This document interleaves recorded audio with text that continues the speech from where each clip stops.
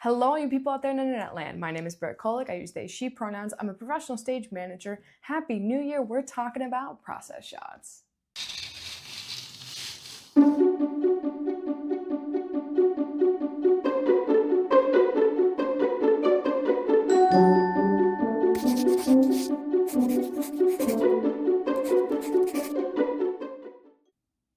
Quick disclaimer before we begin.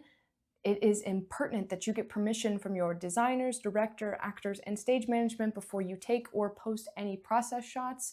It is best practice to ask permission. Some people don't want things floating out there on the internet. Some people don't want to be involved in process shots, and some designers just don't want their designs out there. Some people might only give you permission to post on your website or your portfolio. Some people might be cool with you blasting it all over social media. So always make sure to ask permission. And as always, if you're going to post, make sure to give credit where credit is due. So let's talk about the why, the when, and the where. Why should you take process shots?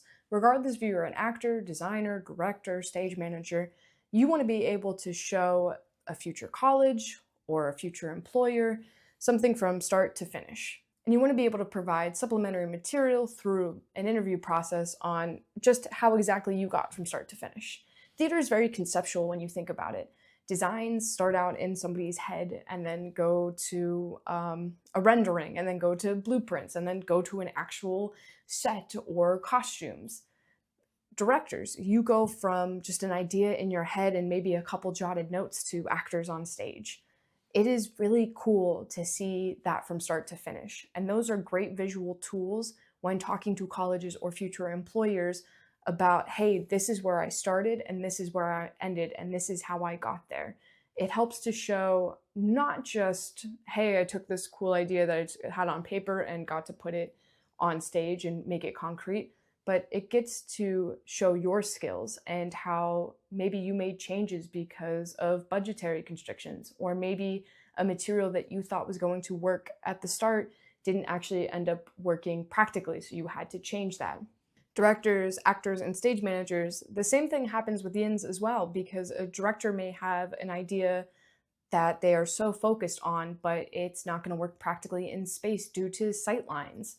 Maybe something isn't going to work in fight choreography because of actors' abilities, stage management. We are always dealing with the little hiccups and the small fires that pop up. So to be able to show, hey, we started here, we ended here, and here is everything that changed in between and how we rolled with the punches is really cool, and something that, again, gets to show employers that you know what you're talking about, and you know what you're doing, and you are qualified.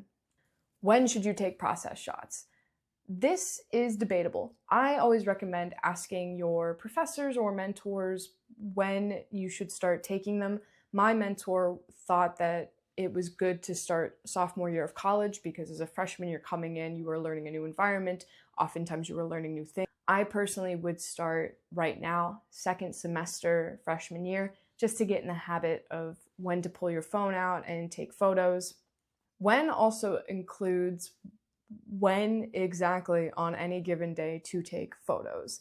If you're working in a scene shop, I always did my process shots at the beginning of the day or at the end of the day after everything was cleaned up. This is something that you learn through trial and error. Trust me, I've taken process shots at inappropriate times and have been called out for it.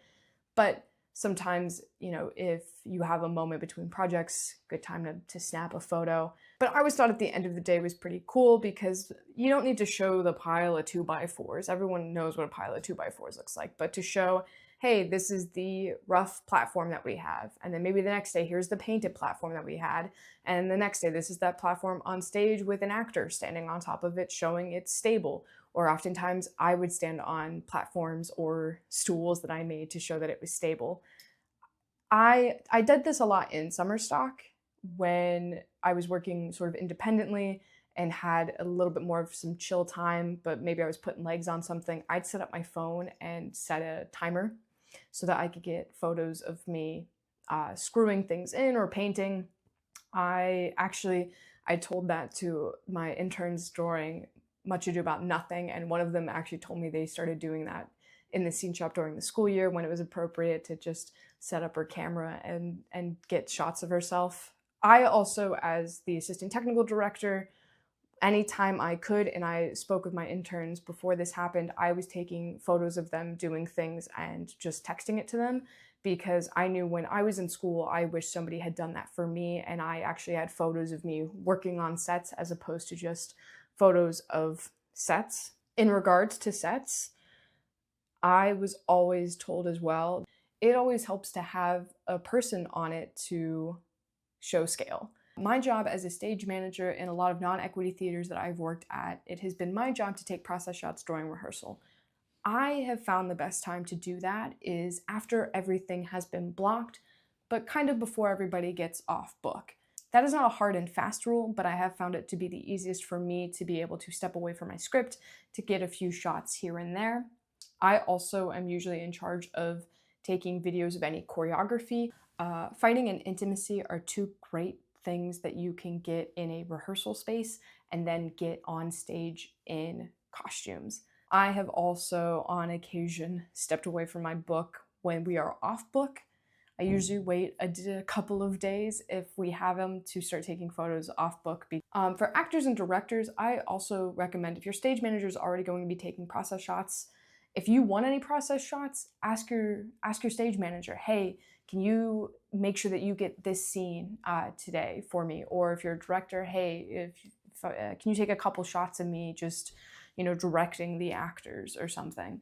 It never hurts to ask. I am always, as I mentioned earlier, somebody who will offer, if you want something done, just let me know. I'll be happy to try and do it for you. All of this tends to change when you get into your tech and your show. What's been really nice, and what I think a lot of theaters are moving towards, is professional photos end up getting taken either one night during tech, usually during a run, and somebody stays for the whole run and takes photos, or what I really like is a photo call that usually happens after one of the shows. You have 10, 20 shots that you want to get, and then you can go right to them and make sure that they are the best looking shot that you can possibly get.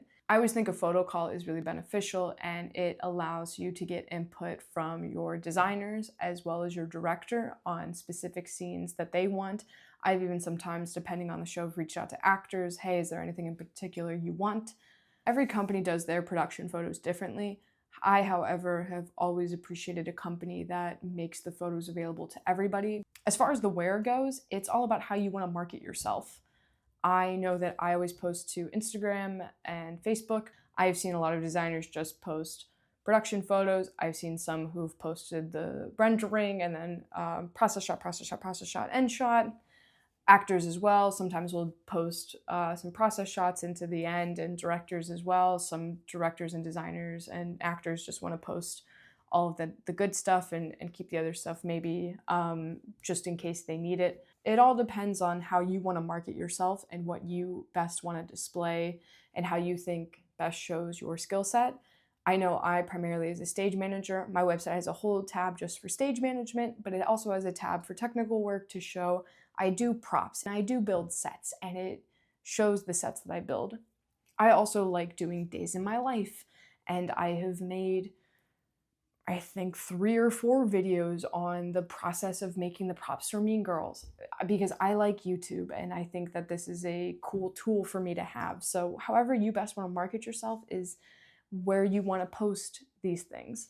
As well, as I talked about earlier, always talk with your designers. Some designers don't want their stuff out there. Some designers are perfectly okay if you want to use it in your portfolio or if you want to put it on your website. I always ask, I said, hey, am I good to take photos and post them? Some people ask me where I want to post them. They don't want them on Instagram. They don't want them on Facebook, yada, yada, yada.